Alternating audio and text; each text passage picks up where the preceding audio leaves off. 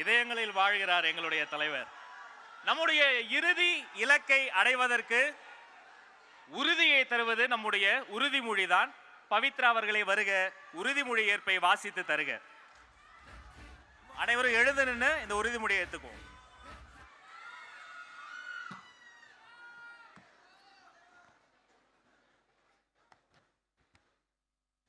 நமது நாட்டின் விடுதலைக்காகவும் நமது மக்களின் உரிமைகளுக்காகவும் தமிழ் மண்ணிலிருந்து தீரத்துடன் போராடி உயிர் நீத்த எண்ணற்ற வீரர்களின் தியாகத்தை எப்போதும் போற்றுவேன். நமது அன்னை தமிழ் மொழியை காக்க உயிர் தியாகம் செய்த மொழிப்போர் தியாகிகளின் இலக்கை நிறைவேற்றும் வகையில் தொடர்ந்து பாடுபடுவேன்.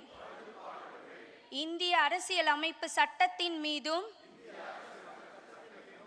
இறையாண்மை மீதும் நம்பிக்கை வைத்து அனைவருடன் ஒற்றுமை, சகோதரத்துவம், மத நல்லிணக்கம், சமத்துவம் ஆகியவற்றை பேணி காக்கின்ற பொறுப்புள்ள தனி மனிதராக செயல்படுவேன்.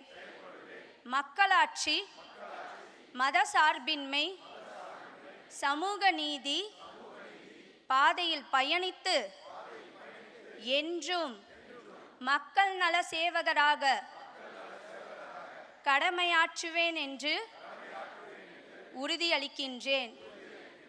சாதி, மதம், பாலினம், பிறந்த இடம் ஆகியவற்றின் பெயரில் உள்ள வேற்றுமைகளை களைந்து மக்களிடையே விழிப்புணர்வை ஏற்படுத்தி அனைவருக்கும் சம வாய்ப்பு, சம உரிமை கிடைக்க பாடுபடுவேன். பிறப்பொக்கும் எல்லா உயிருக்கும் என்ற சமத்துவ கொள்கையை கடைபிடிப்பேன் என்று உளமாற உறுதி கூறுகின்றேன். நன்றி. முறைப்படி நிகழ்வுக்குள் செல்வதற்கு முன்பு நம்முடைய கொள்கை தலைவர்களுக்கும் மொழிப்போர் தியாகிகளுக்கும் தமிழக வெற்றிக் கழகத்தினுடைய தலைவர் மலர் தூவி மரியாதை செய்வார். நாம் அனைவரும் எழுந்து நின்று நம்முடைய மரியாதையை செய்வோம்.